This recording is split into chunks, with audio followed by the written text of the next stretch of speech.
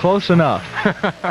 Well, we just sort of snuck in here. It's 10:33. Beatles Trivia has begun. And we'll end at 12 midnight this evening. Hello, Right. everyone. Got plenty of questions and some special stuff cooked up. Oh, yes. Stay awake. Whatever you do, don't fall asleep. Don't go away, because we've got all kinds of fun things happening here this evening. Okay, here's a Beatlemania fan from Omaha. Okay. Dear Dave, I've noticed that in A Hard Day's Night, Help, and Magical Mystery Tour, Victor Spinetti played a part in all three. What association did he have with the Beatles? Was he just an actor they liked? As a matter... Or maybe he was else. one they didn't like. I don't know. No, they just liked Italian people. No, as a matter of fact, Victor Spinetti was introduced to the group during the filming of Hard Day's Night, and he was the only actor or person, with the exception of Richard Lester, who directed the film, that the Beatles hit it off fairly well with, that they enjoyed being around and kind of enjoyed it. The other actors, they could have take or leave. But they liked Victor Spinetti, and John also starred with him in How I Won the War, which was also directed by Richard Lester. So he returned in Help, and then also helped him out on Hard Day's Night. On Magical Mystery Tour. Excuse me. So, yeah, he was the only one that they really liked out of Hard Day's Night. So that's why he stuck around through Magical Mystery Tour. Okay. Next question comes from Columbus. Okay. Another Italian. No, not Christopher Columbus. Oh, okay. No, this is from Columbus, Nebraska. Dear David, I was wondering if you could please tell me who sings the following songs. You ready? I'm ready. I Am the Walrus. John Lennon. With the Beatles, of course. Yes. Twist and Shout. Who was singing out in front on that one? John Lennon. Okay. Helter Skelter. That's Paul McCartney. Oh, okay. How about Any Time at All? That's John Lennon, but Paul helps out a heck of a lot on that vocal. But basically John. Okay. And Across the Universe. John Lennon. Okay. So there you go. Answered them. Okay. I think. It says, I will be sitting by the radio writing them down. Please repeat them. Well, I think we went slowly enough. Yeah, we went slowly enough there. Okay. That takes care of that question. Sure does. On to more Beatle music. Yes, the seconds are ticking away. W.O.W. You bet. And I'm picking the music tonight, which only seems fair. I'm deferring to you. You certainly are, for the last time. Go ahead. And we're picking something, by the way, we just talked about this, didn't we? Yes. And I guess it describes the 2 years on this show. Okay. A Hard Day's Night. W.W. 1038. Boy, it's a good thing that you're not, you don't leave more often, because you'd really get fat.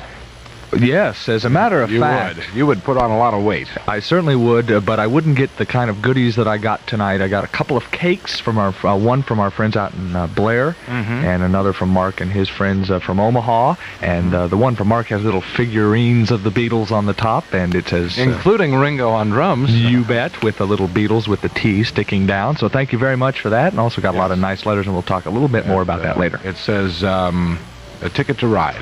He's got a ticket to ride. He's got a ticket to ride. So long, Dave. So long forever. And the one that we've just about demolished here is the... Yellow Submarine. Yes, a cake with a yellow submarine on top. From Denise and Diane. Right. So, bye.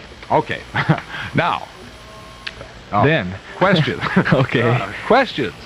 Uh-oh. Here comes a question. Okay. This is from Omaha, a Beatlemaniac. That makes sense. Boy, we got a lot of unsigned letters this time.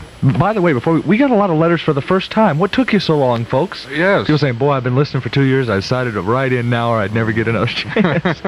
Which is kind of dumb. Okay. But go ahead anyway. Okay, between the two songs, Cry Baby Cry and Revolution Number 9, there is a small piece of music that doesn't sound like it's part of either song. Is it part of either song? And if not, what is it? It's part of Cry Baby Cry, although it's not listed under the lyrics. And it's Paul McCartney singing, Can You Take Me Back Where I Came From? Brother, Can You Take Me Back? And tonight, as promised last week, we will be doing a special program or a bit here on the Paul McCartney is Dead rumors, and you want to stay tuned for that. And I will talk about that particular snippet of music at that time. That's all I want to say for now. Oh, okay. I also want to say that the reason I'm leaving the show is that I'm dead, and I've been doing the show barefoot now for almost 6 months. And Mike is doing a Dave Helling imitation, which is really tough because if you notice, he talks on top of my voice and I do on top of his. And if you think it's not hard to imitate two people at the same time, it is. So, okay.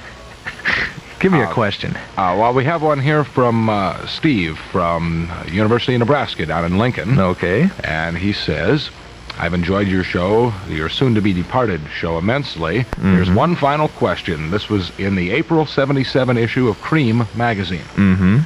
A little snippet here. It was recently disclosed via our secret source, Natch, that the Beatles not only cut an album together, but taped a show for the telly to boot. Don't get your hopes up, though, because this took place over a year ago in England and ended up being shelved because none of the lads thought the finished products were up to par.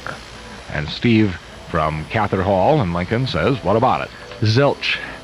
I think that was made up for two reasons. First of all, if it was really a substantial rumor, it would have been in a lot bigger article than that, believe me. Yeah, it's just a little 7 lines. Right. Second, he says, or it says somewhere in the article, that they did it a year ago in England. Well, of course, that was when John was still having his problems with the immigration service, and he didn't leave the country. Couldn't get back in. So if they did something in England, John Lennon wasn't participating in it. Okay. So for those two reasons, I tend to disbelieve, and by the way, that's the first I'd heard of that, but I tend to disbelieve that rumor. And believe me, even with me not here, there will be many, many more rumors in the years to come, so I'm sure there will be. Take them all with a grain of salt, or at least a grain of Liverpudlian seawater. All right. I don't know why I said that. Okay. Well, we're going to pause for 60 seconds here, and we'll be right back. It's a stack, and we want to get to as many as we can tonight. Sure. Okay. And then we got some music coming up. Okay. Was the album Hey Jude put together from songs from other albums, or was it an album that the Beatles got together for? It would seem that it was put together with songs from different albums, just like the Greatest Hits album. This is signed Denise. Close, but no cigar. It was made up of songs that were never on an album, as opposed to taking songs that were on albums. Okay. Up until that time, Can't Buy Me Love and I Should Have Known Better were on the Hard Day's Night album, but as we have discussed before, that was not a Capitol release or an Apple release. But Rain, Paperback Writer, Revolution, Hey Jude, Old Brown Shoe, all of those, Don't Let Me Down, had never made it onto a record album, and so the Beatles piled them all onto the record called Hey Jude. Okay. Might end up playing that song before the night is over. There is a strong likelihood of that. Yes. Okay. All right, at 10:44. Okay. Let's get on some more music here from Beatles 6. What have you selected? Right. We're trying to play some songs that we may not have played before, and this one I have to dedicate to all the people that have written, not only this week, but in the past 2 years. And there's been a great outpouring, and a lot of people have written in, and I really thank you a lot. And I can't say it in words, so I'll say it in a George Harrison song from Beatles. They always could say it better than I could. Okay. From Beatles 6, George Harrison with 3 other musicians named John, Paul, and Ringo, and You Like Me Too Much. Right. It's 10:47. W.O.W. You might explain to everyone that I'm marooned in the studio tonight. You're more or less locked in there. Yes, he won't let me leave. Something is afoot, and I wish I knew what it was, or a hand, or a nose. I don't know. No, I have some surprises lined up for you tonight. That's in what fact, I'm afraid of. The first one we'll get to in about 5 minutes. Okay. Uh-oh. I promised you. In fact, I've been promising you for the last few weeks. I was working on some surprises. Well, I'm apprehensive to say the least, but I will answer questions anyway if you happen to have any there in your cute little hands. Do you have any? Now I do. Oh, okay. This is from Beetle, spelled Beetle. Okay. From Fairbury, Nebraska. It's crazy, I don't know. Actually, it's Becky. Okay. Becky. In the movies Help and A Hard Day's Night, were there certain scripts that the Beatles had to follow, or did they just sort of ad-lib a lot of the time? And also, did they do their own stunt work, such as George riding on the car, or John, Paul, and George flying through the windows in Help, or did they have stuntmen come in, or what? Hey, the first shall be last. No, they had stuntmen do those because some of the things that happened, especially in Help, were just too dangerous. Now, they did their own skiing in the scenes from Help when they were on the slopes, but the scene with George in the car and the crashing through the window, those were stunt people because that's just too dangerous for a multi-millionaire to be participating in. Also, both of those movies, but Hard Day's Night perhaps more than Help, were a great deal ad-lib. Hard Day's Night was just a sketch. Actually, it had no plot, if you think about it. It's the standard I'm late to get to the show story. And a lot of the lines were just made up on the spot by both the writers and the Beatles and what they seemed to think would work. So there was a lot of ad-lib involved. But certainly there was some sort of outline of a script or a plot, especially in Help, not as much as in Hard Day's Night. Yes. Okay. So I hope that answers Becky's question, and if it doesn't, you're out of luck, Becky. We must congratulate our Beatle Week winners. Hey, you should do that. Beatle Week has officially ended now, and the final show is over of Away with Words down at the auditorium, which, by the way, I called the 4 o'clock show today. Very interesting. You enjoyed it? Yes, I did. In fact, you had some questions about it. Yes, which I asked you about. We were talking about the scene in there where Paul was sitting at the piano and playing Hey Jude and color film. And, yes, in color film. And the other Beatles were grouped around and doing their thing, too. And at the chorus of Hey Jude. And at the chorus, all this large crowd appears from nowhere and is singing with them. And I asked you what that was from, because I'd never seen that particular bit of film footage before. I bet you didn't notice the orchestra in the background either. No, I didn't. There was an orchestra in the background. Okay. Playing along. But anyway, that was the famous David Frost film done on the BBC in England, and then later shown in the United States for the first time on the Smothers Brothers show. So those of you who've seen that film know what I'm talking about. But a lot of people run in and sing the da-da-da-da-da-da-da part. Right. And that's what you saw. They all come in and join in and sort of sway back and forth and clap their hands. And Paul screams and gets hoarse. Yes. Dark horse, as a matter of fact. What I started off to do with this whole thing was to congratulate our grand prize winners. Okay. Who each have gotten a complete Beatle album library and a giant Beatle poster and are now the envy of everyone on their block. Can I throw something in very, very quickly? Yeah. I was listening to this very radio station when that drawing was held by Mr. Eddie Hudson. Yes, I was listening too. Last Friday at noon. Kind of curious to find out who won. I was on the road to an outstate Nebraska city. Okay. So anyway, yeah, go ahead and read. Okay. Ron Reed and Bridget O'Donnell and Mick Breidenbaugh, all of Omaha, and they all are proud recipients of complete Beatle album libraries from W.O.W. And, of course, our good friends from Capitol Records. Very good. Okay. And if it's Capitol, I hope Hard Day's Night is included. Why? Because, again, that's not on Capitol Records. Oh. But I think it is. Oh, okay. I'm sure it is if this radio station is doing it. All right. Are you ready? I'm ready. For more music? Yeah. I guess. Okay. Come on along. Let's go on a magical mystery tour. Okay. Why don't we do that, and then we'll climb up a mountain. All right. And make a molehill out of it, and call it the...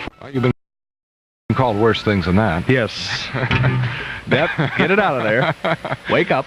W.W. 1054, daylight time. By the way, this clock in here has not been adjusted. So I'm going to have to wing it all night. And speaking of wing it, every morning. No. Say, I'm going to be very unprofessional here, since this is my last show. All right. And make rude noises. No, I'm going to say hello to my folks who are tuned in this evening, way down south. All right. Because they've gotten me through this. Now, my mother always used to say, nothing will come of you buying Beatle albums every day when I was a kid. And I just want to prove to them that they're wrong. But hello, if you can hear me. Okay. That's very unprofessional, I know, but who cares? Didn't you tell me that they drive out in the country so they can hear you? Yeah, they did that at one time. In fact, they have trouble picking up the station in town, so they drive out in the country and sit and listen to you on Sunday night. I know, isn't that sick? No. Touching. That's love. Yeah, you sit right where you are for 60 seconds, and then I have our first surprise for you. Okay. Down south. In the Beatle Trivia portion of the Sunday Night Hall of Fame, one last time here. Okay. All right. I'm ready. Let me ask you, do you remember a guy named Chuck Stolz? Remember that name? The name sounds very familiar, but... Sounds familiar. Well, yes. you met him before. Okay. He's the guy who wrote us a letter about a year ago and invited us up to Audubon, Iowa. Yeah, okay. Right. Remember that? Right. That was quite a while back, and we were up there and had a great time. Met a lot of nice people. Sure did. Okay. Anyway, he contacted me a few months back and said that he was going through some stuff in his basement, and he came across a tape of some of our early programs. Uh-oh. Yeah, I knew you'd say that. Uh-oh. And so he made a trip into Omaha this past week and brought the tape in. Uh-oh. And I have it here. And we're going to listen to a couple of them. One now and one a little later. Okay. You ready? I'm ready. This is going to be very bad. Now, these are early shows, David. Okay. Let us preface this by saying that when this program first started 2 years ago, that it was tape recorded. David taped the shows. They lasted a total of 5 minutes, including a Beatles song. Right. They were very, very short. It was about 2 minutes worth of commentary and 3 minutes of music. Okay. And that was it. Oh. Well, here is show number 2. Oh, no. Yes, from April of 1975. You ready? I'm ready. Some Beatle maniacs are curious. What did the Beatles look like? The world is treating me bad. Misery. kind of guy. Well, Paul McCartney, the only left-handed member of the group, is listed in the first Beatle album as being 5 foot 11 inches tall, with jet black hair and brown eyes. He lists his favorite actress as Anne Margaret. Songwriting partner John Lennon checks in at 5 foot 11, 150 pounds, with brown hair and brown eyes. He lists his favorite actress as Brigitte Bardot, and his favorite singing group as the Shirelles. George is the youngest Beatle, 5 foot 11 inches tall, with brown hair and hazel eyes, and says in the first album that his favorite hate is getting his hair cut. The distinction of being the oldest and shortest Beatle belongs to Ringo Starr. Ringo has brown hair with a prominent gray streak and gray-blue eyes. Early press releases claim that Ringo's nose rivaled that of Jimmy Durante and Danny Thomas. Ringo says in that first album that his favorite singer is Ray Charles and lists his favorite cartoon as Donald Duck. Next week, is Beatle Paul still alive? Well, some people don't think so. And that's all on Beatle Trivia with the Hall of Fame, Mike Rivers, all on W.O.W. I will be in misery. Well, Misery is a good word for it. That's like looking at old pictures of yourself and you can't believe that you were actually that stupid. well, let me say something here now. You didn't really sound quite that bad because that was taped off the Right. air. And in order for us to be able to play it here and salvage what we could, I put a couple of engineers to work on it, and they had to take out the hiss that was in the tape. Right. And along with taking out the hiss, they took out all the highs in your voice, too. Well, that's okay. So you sound a little bassy, Dave. Well, what time? Where are we? Where are we? It's 11 o'clock, W.O.W. Omaha. Okay, that's embarrassing. And we'll listen to another one of those early shows here Okay. a little later. Okay. Right now, more music. Okay. More music. Go ahead. Hey, have you noticed that we have a theme going through all these songs tonight? Yes, I did notice that, as a matter of fact. Well, that's because I am so tricky, and this is from Rubber Soul. Yeah. And it's sung by Paul McCartney with the rest of the Beatles playing, and it's called You Won't See Me. Get it? Won't see me, see you? All right, I got it. Okay. W.O.W. 1103, and Beatle Trivia rolls on into the nighttime with a letter from Anne from Omaha. Okay. I'm confused about Tony Sheridan and the Beatles. Why? Uh-huh. When the Beatles were the Beat Brothers and all that stuff, how about clearing all that up, okay? Okay, we've talked several times before about what are known as session men.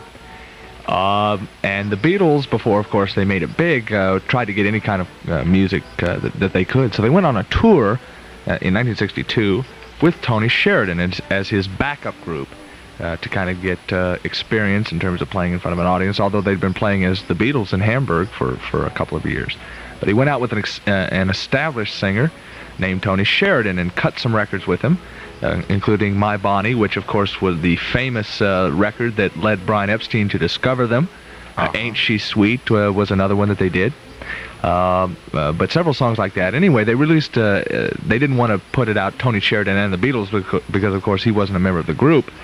So they changed the name to the Beat Brothers, and that went out under Tony Sheridan's name. Then, of course, after they made it big, everybody and his uncle was releasing Tony Sheridan with the Beatle records. And Tony Sheridan went absolutely nowhere. But the Beatles went on to bigger and better things. That kind of explains it, I think. I hope, Anne. Okay. If not, Anne, my private phone number. No. David. That's pretty sick. Okay, go ahead. Here's a letter from Brenda from Harlan, Iowa. Okay. How did John, Paul, George, and Ringo decide to name their group the Beatles? Now, do you know why I put that question in there? You see, that's a... okay. Do you know why I put that question in there? Why? Do you remember what started this show? Bad question, wasn't it? It was, well, there were actually two something questions. like that, yes. There were two questions. There was the classic thingamabob question, Mm-hmm. The flip side of Eleanor Rigby. And then this one, when I came in and I was working here, and that one, and you said, come on in, and I said, I got a better idea. I've got a record that explains it. And then I came in and you said, go on the air. Remember, I forgot to flip the switch to go on. You said, here he is, and I'm talking, as a matter of fact. So, yes, I remember. Right, anyway, how did they decide on the Beatles? Good question. Okay. I'm going to answer it. It's like a full circle, you know. They were looking for a name to the group, which makes sense, since they had a group and they couldn't name it John, Paul, George, and Ringo, like Crosby, Stills, Nash and Young, but we won't get into that. So they decided that they liked insect names because they were big fans of Buddy Holly and the Crickets. So John Lennon sat down and said, okay, can I think up of other insects? And he came up with grasshoppers and all kinds of stuff like that. Well, anyway, of course, he hit on Beatles eventually, B-E-E, and then changed the E to an A to make it go with beat music. Later on, of course, he told people that a man on a flaming pie came to him in a vision and told him, from henceforth you shall be Beatles with an A. And that was just his joke answer, but that was the true story of how they got the name. Okay. Of course, first they were Long John and the Silver Beatles, later just the Silver Beatles, and then finally the Beatles. The Beatles. Okay. Another letter here? Another letter. From Moira from Whitmore, Iowa. Okay. Was Yoko married to someone else before she married John? And if so, did she have any children? Yes. And another question, does John ever see Julian anymore? Yes. Elaborate on those for us. Okay, Julian, first of all, is John's son by his marriage to Cynthia. And he sees her. In fact, Julian appeared on his album Walls and Bridges playing drums in a song called Ya Ya. That's Julian, who now is around 14 years old. Yoko was married before she met John to a man by the name of Anthony Cox, and they had a child, Kyoko, which is one of the reasons John was fighting extradition back to England so bad, or deportation, because they couldn't find Kyoko. That's Yoko with a K in front of it. Okay. And so they went out, boy, I'm messing up tonight. No, they went out to look for her, for that child from the previous marriage, and that's one of the reasons why he wanted to stay. So that kind of explains the family situation, I hope. All right, we'll come back and I'll ask you a question here. Okay. In just a couple seconds. Okay. So save it. W.O.W. Beatles Trivia. Right. On a Sunday night, the Hall of Fame. And here's a question that has been asked many times. And you have never seen your way to answer this one. Until the last show, for obvious reasons. Right. The question is, how much are you paid to do this program? Okay, I'll explain this as briefly as possible. Well, I shouldn't take very long. Yeah, because that's about as much as I made. This is a freebie, folks. I've done this show. This is a great dark secret. I have done this show for free for 2 years. First of all, because I've enjoyed it immensely. I like talking about the group, and I've also enjoyed chatting with you and chatting with Mike, and of course I get to sign autographs, which is fun too. But also because I'm a broadcast major graduating in May, and I hope to get some sort of experience doing this crumb bum show. Yes, not to mention the ego trip. That's right. And third, because Mike has been very nice to me and he buys me flowers. No, not that. It has nothing to do with it at all. But a lot of people have asked that, I know, and it's kind of tough to answer. I have not received any money for this whatsoever, and that's why, as you know, Mike, had this show not gotten such a mail response, we would have been gone a long time ago. And yet your mail that's why we kept begging for mail every week, folks. So I wouldn't have to go into the boonies. No, as long as the mail came, Dave kept coming. And right. We loved every minute of it. Sure did. And we still got about 40 minutes to go, so coming up with the Paul is Dead story and all kinds of fun stuff like that, too. Right. But first we have music. We certainly do. Which relates to the story I just told about my financial situation. From Abbey Road, You Never Give Me Your Money. Are you listening, boss? Okay.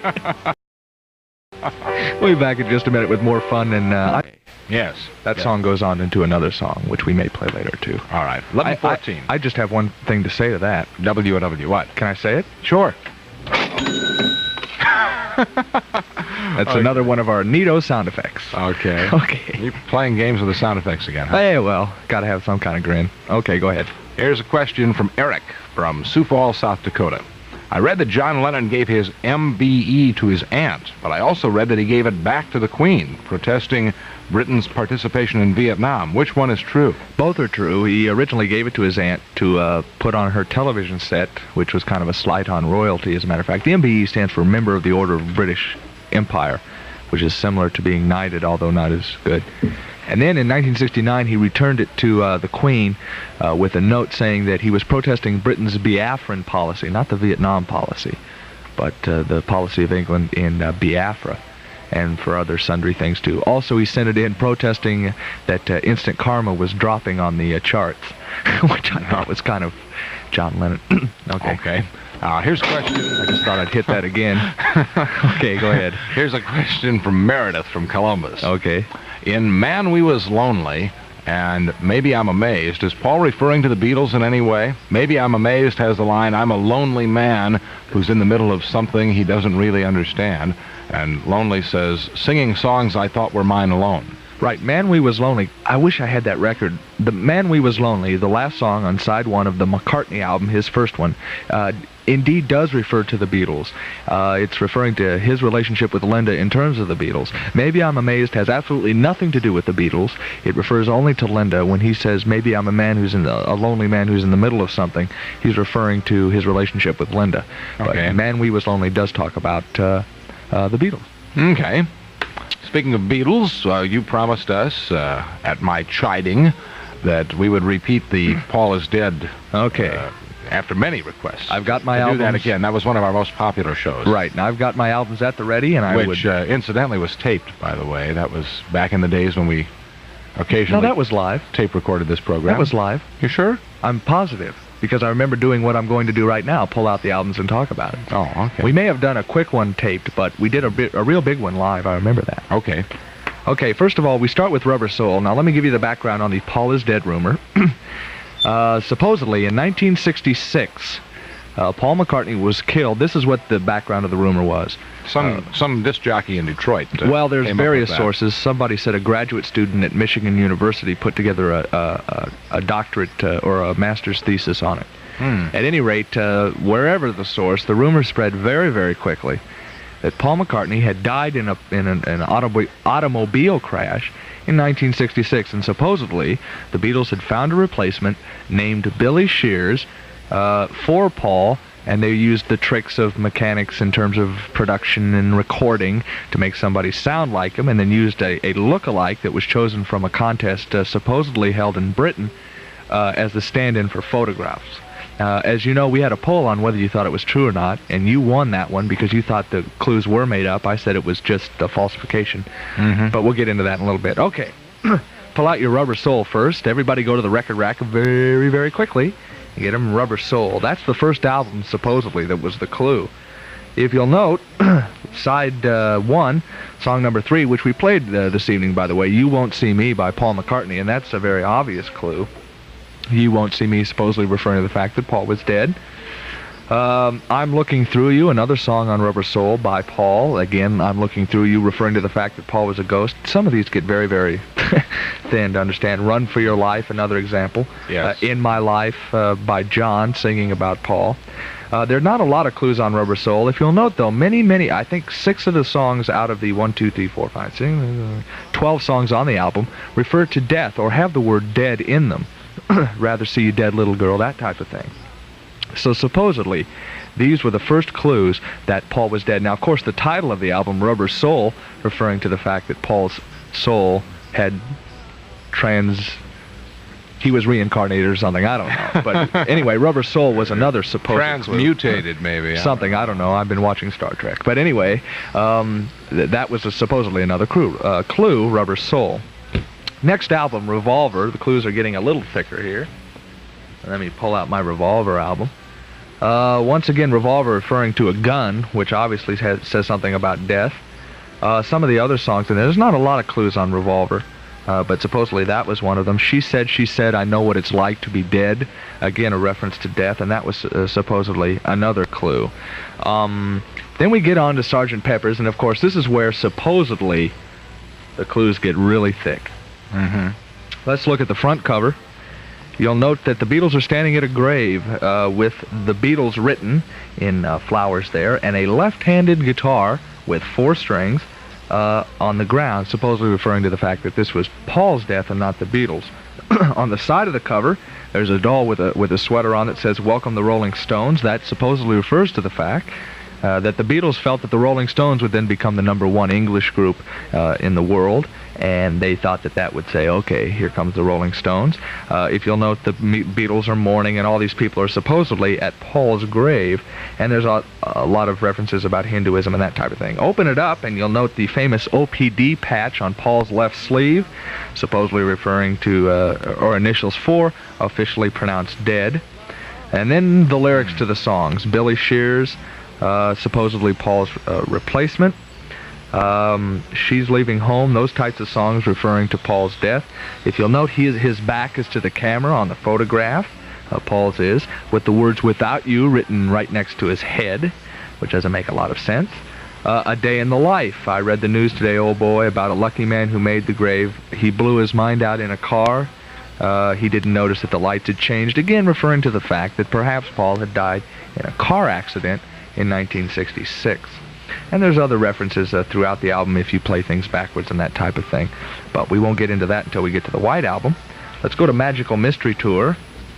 Walrus supposedly refers to a Hindu symbol of death. And that, now, actually, this is John Lennon in the walrus suit, but that doesn't make any sense. People said it was Paul. I Am the Walrus supposedly had reversed clues to Paul's death. The Fool on the Hill, Flying, all referring to dying. And then the picture book. Paul McCartney standing there with Victor Spinetti with a sign in front that says, "I was," which is pretty blatant. Yeah. If you look at the picture of the group playing, there are surgeons there referring to the fact that they had worked frantically to save Paul's life. Paul's eyes are closed on most of the cartoons contained in the picture book. If you'll note that. He's barefoot on some of the pictures in here. I'm just kind of leafing through. By the way, we won't get to all the clues tonight because we got to do this as quickly as possible. The famous Black Rose picture on the last picture of the cover, in which all three Beatles except for Paul have a red carnation in their lapel, and Paul has a black one, referring, of course, again to his death in Magical Mystery Tour.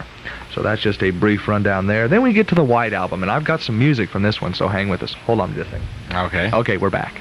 All The right. White Album, supposedly many clues about Paul's death. While My Guitar Gently Weeps at the end. Oh, by the way, we forgot Strawberry Fields. I Buried Paul at the end of that. Right. And maybe we can get that ready and play that in a few minutes. While My Guitar Gently Weeps, supposedly George is singing Oh Paul at the end. I'm So Tired, which we'll play in a few minutes. At the end, supposedly referring again to Paul's death. Don't Pass Me By, You Were in a Car Crash and You Lost Your Hair. I'm Sorry That I Doubted You, I Was So Unfair. Let me see. Long, again, supposedly George is singing Oh Paul. And then Revolution. And what we've done tonight is get Revolution ready for you. And Revolution number 9. And what I'm going to do here is play the Revolution number 9 frontwards, and then we're going to play it backwards, and you can hear John Lennon supposedly saying, once again, "Turn Me On, Dead Man." So listen to the first couple of seconds of Revolution number 9, and then we'll play it backwards for you. So we're going to continue with the show in just a minute. Number 9, number 9, number 9, number 9, number 9, number 9, number 9, number 9, number 9, number 9. Okay, now he says number 9 throughout the song, but that gives you the idea of what we're talking about here. Okay. Now stand by, and we've got it taped backwards for you, okay? Let me see, push the right button here, we're all set to go. There we go.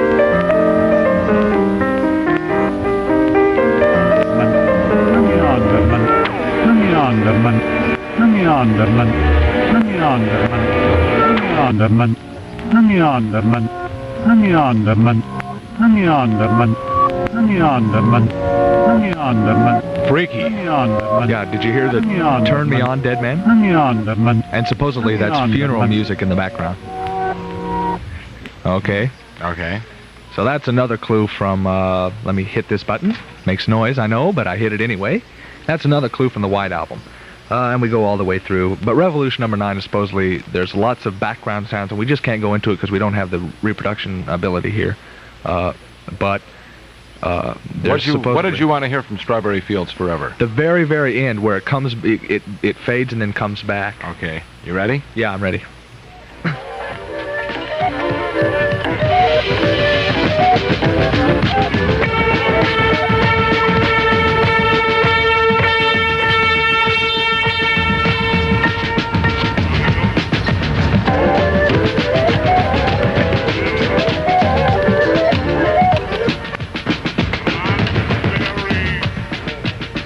Okay, while I stall, why don't you play that very end part again at 45 RPM rather than 33rd, and I think you can hear it at the very end, Paul or John saying something that sounds like "I Buried Paul." Meanwhile, there we go.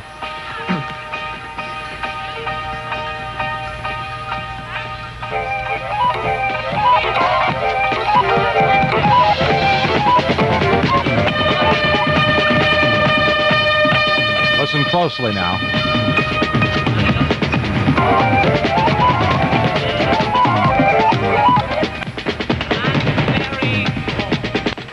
Yes. I hope you heard it there. I heard it. I Buried Paul. I Buried Paul, supposedly. Okay. Now we go to Abbey Road, the final album in the series that supposedly refers to his death. I'm saying supposedly a lot for good reason. I think Paul's alive. Okay, if you'll note on the front cover of Abbey Road, Paul is out of step with the other three Beatles. They're in a procession, which, according to the clues, referred to a funeral procession. If you note, John is in all white. That's supposed to be a Jesus figure, followed by Ringo in a very smartly attired suit, I might add, supposedly the preacher, then Paul in normal dress, and we'll get to the fact that he's barefoot in just a minute, and then George following in work clothes. He's supposed to be the gravedigger. Paul is out of step. He's barefoot, which, again, some corpses are laid out barefoot in some cultures. The Volkswagen parked to the left of Paul there, 28 if, referring to his age, if supposedly he had lived. And those are just some of the clues on Abbey Road. We'll flip the cover over. The Beatles is cracked on the S on the cover, if you'll note, and that supposedly refers to the fact that the Beatles are now imperfect. Also, there's a gap between the tiles that form the letters, and it supposedly says "B at lay," which is French for the Abbey, which, again, according to the clues, referred to a church. So those are just some of the clues, and there's 250, 300 of them. We didn't have a chance to go through all of them. But I hope that we had a real quick opportunity to run down just some of the clues referring to Paul's death. And Mike, if you'll remember the poll, I think it was very close, but many people thought that the Beatles had actually made up those clues. Mm-hmm. Which you thought. Right. I said that they were doing it on purpose. Once they saw what could grow out of it, that they were doing it intentionally, and then, of course, my feeling was that when they get to the song where, on the White Album, where they say, here's another clue for you all, the walrus is Paul. Oh, we didn't cover that. That's in Glass Onion. Right, in Glass Onion. When they get to that clue, that they're just sitting back and laughing and saying, ha, ha, ha, here you are. Yeah. You know, chasing after all of these supposed little clues that we are leaving for you, that we just made a game out of this, and we're just leaving clues all over the place, and here's another one for you, you silly fools. Even though you know that John was the walrus, we're going to throw you off even more by saying the walrus is Paul. Now, there's only one major problem with that theory. What's that? That was that the rumors didn't start until the middle or the end of 1969, after Abbey Road. Right. And the White Album was recorded long, long before anybody ever made up a clue. So I doubt very seriously if they sat back and laughed and said, here's another clue, when the rumors hadn't even started yet. Did I make a dummy out of him? I don't know, did you? No, I didn't. Oh. But that's there's points of view both ways. Hey, we got another song right after. We have to Why stop don't we for do this. We got to stop for this because we're running out of time. We here. got to, okay. So stay right there. Hey. There we go. You're not supposed to play that. You're supposed to play music. Okay. How Here, about some music? Here, There, and Everywhere. Okay. From Revolver. Quick background on that song. That's supposed to be a Beach Boy imitation as well. Remember the Beach Boys song Caroline No? Yes, I do. Well, that's supposed to be an echo of that. Okay. Okay, questions, quickly. One from Teresa from Omaha. I just don't know who to believe. Some of my friends say there is a Beatles song called From Me to You. Others say that's not true. Help. Believe the friends that say there is a song called From Me to You. Yeah. Okay. Mm-hmm. As I write this letter. Is that it? No. No. From Me to You. Sing it for us. It'll send you on home with love from me to you. I got everything. Okay. Very early. Yeah. Very early. Third single. I'm sorry. I got it mixed up with P.S. I Love You. Yeah. Okay. Here's a question from Pam from West Point, By the way, Nebraska. P.S. I Love You. You know what that refers to? Remember No. the song Peggy Sue? Yeah, by Buddy Holly. Yeah. Mhm. P.S. Peggy Sue. Right. Oh. Hey, I didn't know that. Now you do. Gee, I'm even learning things on the last show. All right. All right. Pam from West Point, Nebraska writes, in Hard Day's Night, they always refer to Paul's grandfather as being very clean. He's very clean. What does this mean? Okay, that's a satire on the fact that when the Beatles first broke, many of the commentators and columnists and people that covered them commented on the fact that the four lads from Liverpool were very clean. It's just a satire on the fact that everybody was saying, oh, look how clean and well scrubbed they are. And so by putting that all on his grandfather, it's a satire on everybody saying that the Beatles were very clean. And that was the point of saying that he was clean. Okay. And also the fact that he took showers twice daily. Oh.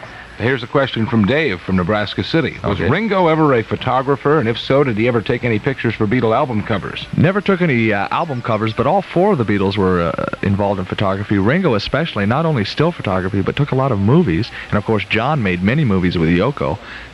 Yeah, they're all avid photographers, and, of course, they can afford it. But no, nothing ever for an album cover. Okay. Some of the pictures taken for the inside poster that goes with the White Album were taken by the Beatles. And Linda as well. Of course, Linda's a very, very famous photographer. All right. All right. I think that answers that. Okay. I'm sitting here nervously slapping my knee because you haven't told me what the next song is. It's from the White Album, which I have tonight. All right. You play it in there. Okay, again, thematically... Do it. I will. Here Good. it is. Good. Cry, Baby, Cry. Showtime. Beatle Trivia show on W.O.W. Right here. I have three quickies for you here. Okay. From Mark in Omaha. What's Richard Lester doing now? Making movies. His last big hit was The Four Musketeers and sequel. Okay. From Beth in Crete, Nebraska. Who is Astrid Kirchner? Married, or a girlfriend of Stu, Klaus Vormann. Later on, married Stu Sutcliffe. But a friend of Klaus Vormann in Germany, where the Beatles met up with their first art types, and it's a long story, but we won't go into it. Just a friend of the Beatles. Okay, and this one's not signed, but it's from Omaha. Why are Give Peace a Chance and Cold Turkey on the Beatles lyrics illustrated if they were released by the Plastic Ono Band? Give Peace a Chance because it's credited to Lennon and McCartney, even though Paul didn't write it, because that was before the Beatles began to break up. And Cold Turkey because it was released in 1971 before there was all kinds of hassles. So that's why. Okay. Now let's go back and listen to one of those early shows. Yeah, can you take me back where I came from? Right. Back to 1975. It seems like 65. When this show got started, and it was back in April of that year. This is show number 3. Okay. Courtesy of our friend Chuck Stoles from Audubon, Iowa. Okay, here we go. And Dave has a couple of listeners' letters with him that he's going to answer. So, Dave, it's all yours. Take it away. This week, Tremolo Mania.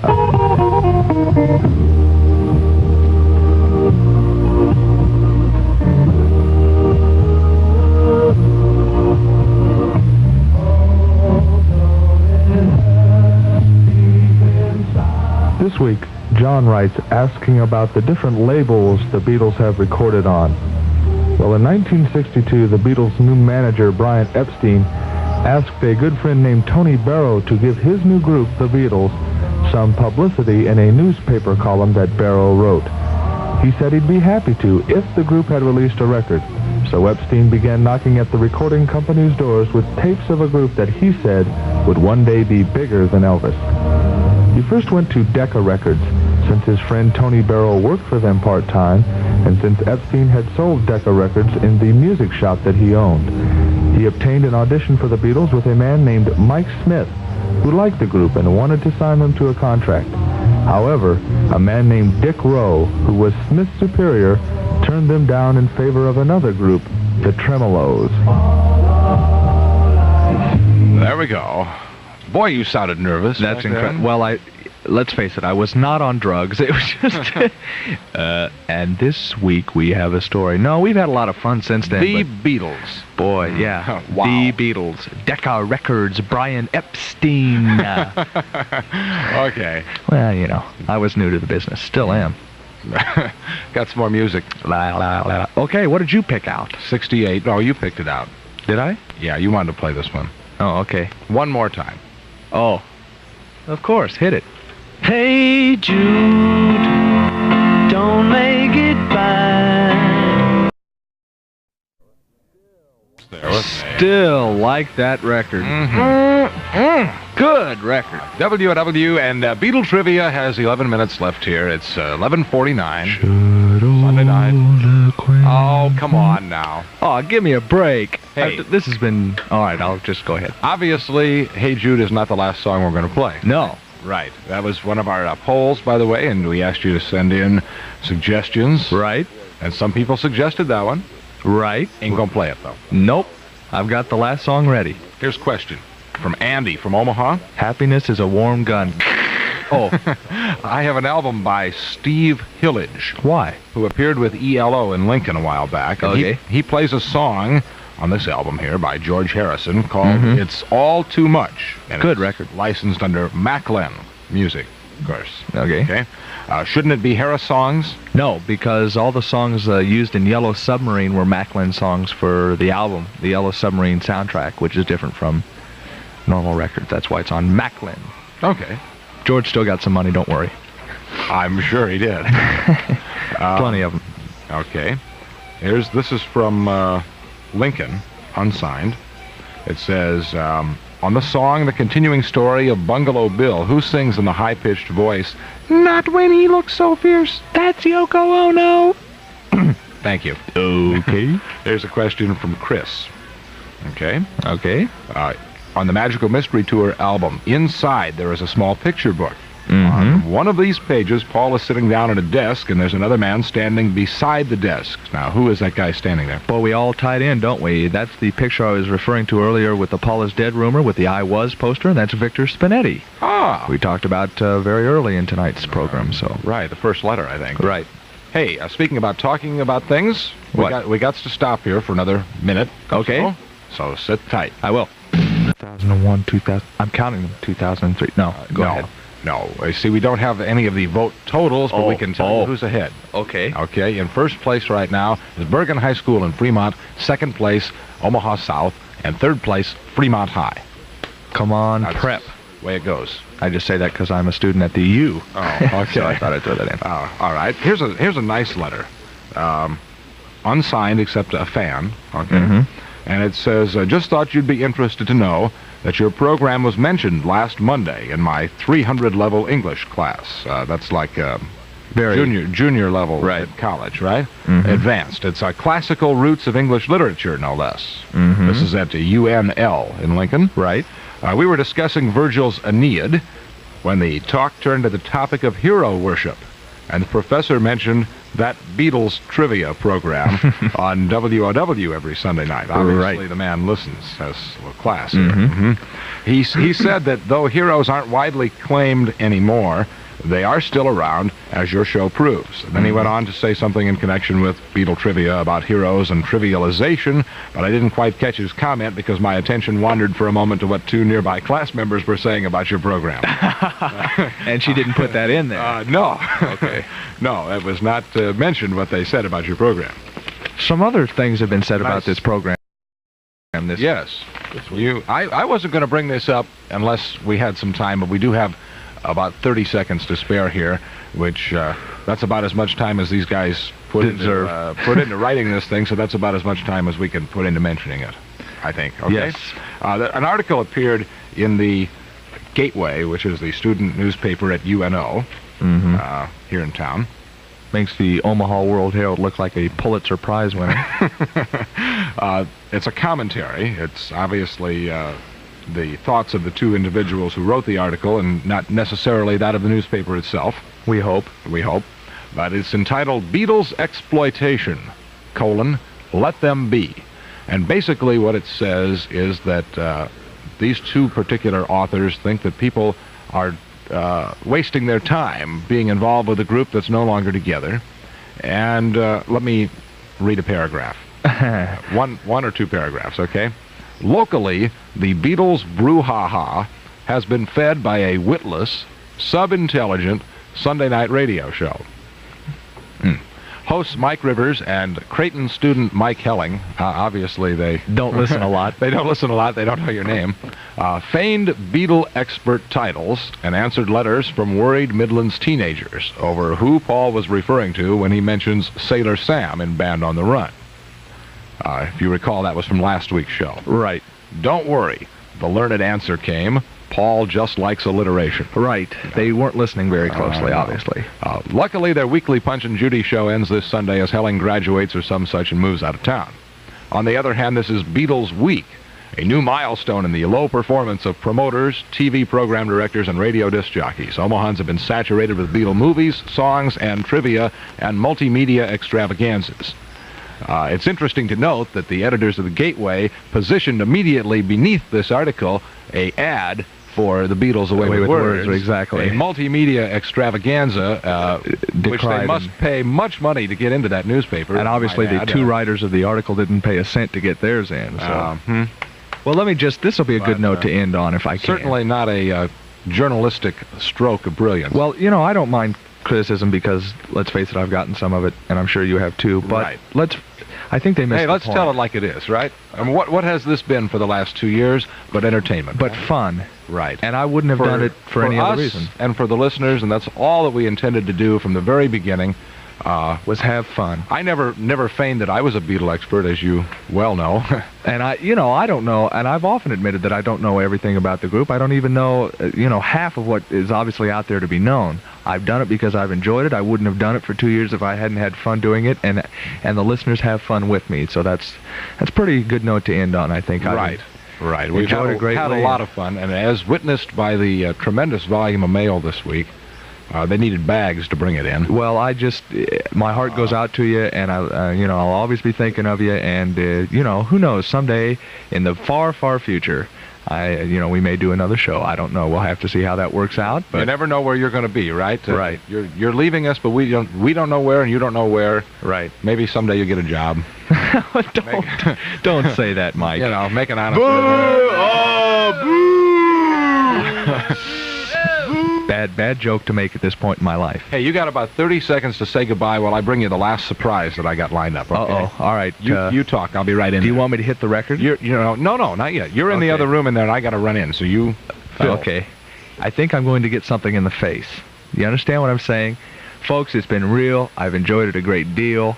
It's been a lot of fun, and I hope that I can meet some of you sometime, because there's not a lot to say. I'm waiting for Mike to come in here with a cream pie is what I'm waiting for. And I know it's going to happen. No.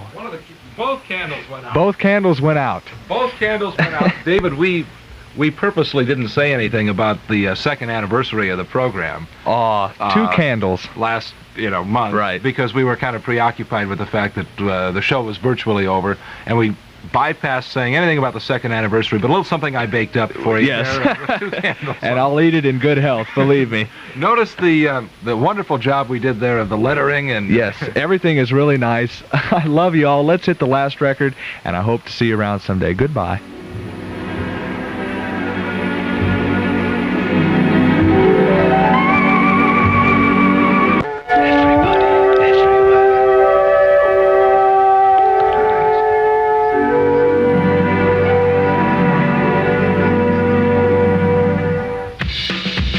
Midnight at W.O.W. Omaha. Now, more of your music and Skip Troy. Are you ready, Steve?